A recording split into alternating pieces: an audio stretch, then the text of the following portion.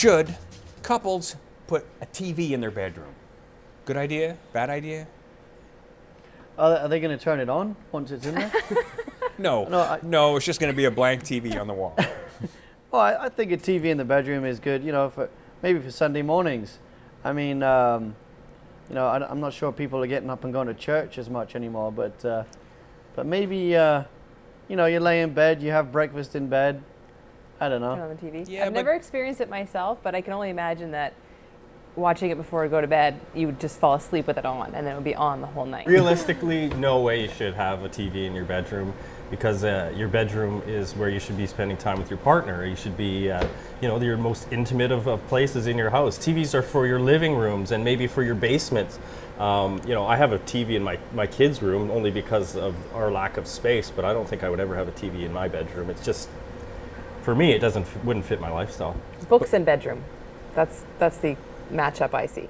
If you were to watch that show, Wife Swap, it might actually be a good for your relationship, because when you do, I've seen that show. I don't know if you guys have seen it, where you take one partner from each couple, send them with someone else, and it's just a complete disaster. So if you think your disaster at home is bad, well. And then you're setting examples for your kids as well. I never grew up with a TV in my parents' bedroom. And of course, now I don't have one in mine. And I guess maybe it's just something that kind of just gets passed on. Well, that's unknowingly. interesting, because my parents always have a TV in their bedroom, okay. and it was just a place for them to get away from the kids, where they could watch their own shows, do their own thing, record, have their own PVR, record their own stuff.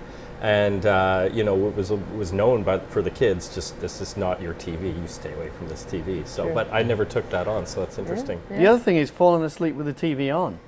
I mean, think of the power consumption. Well, unless you've got one of those new LED TVs that don't use lots, right? It is pretty comfortable, I gotta say, watching TV in bed. Like you said, in a hotel room, it's pretty nice. But what about falling asleep once you've been in bed for, say, 2 hours watching a movie or whatever?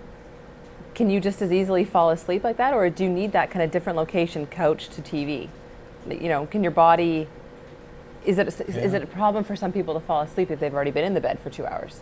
Yeah, that's a good point. I don't know. I do like watching TV in bed, but I'm getting really fed up with watching movies sideways. Okay, moving on, next topic. Somebody's got something on their face, do you tell them? Should you tell them? Do I already wear here? At your nose. I would say, depending on the situation, I would tell them. And I would want to be told. If it was more funny, I would probably let them just keep it on there. Keep it on. But I guess the question is, why is it uncomfortable? Why do we feel uncomfortable to say you have a big piece of broccoli in between your teeth? Exactly. Like you said, you'd want to know. Yeah, I would want to know. Okay, so if you have lipstick on your teeth, which you don't, but if you did, would you want someone to tell you? I think so. But for some reason, on the other end of it, the one who's doing the telling, it's awkward. When you've got something on, something hanging out of your nose, for example, it's a horrible feeling when you realize it. You go to the bathroom and you've been talking to somebody for half an hour and you've got this thing hanging out your nose and you think, well, why didn't that person tell me? Like, why didn't you say something? But I have had the opposite happen, where I was attending my first year of university and I was in class and I was asked the professor a question and he could not answer my question before he said, you've got something. He literally, that was all he saw. He could not do it. And my feeling was, I would probably have not liked that to come out in front of the entire 30 student class, but is it along the same lines as your fly is undone?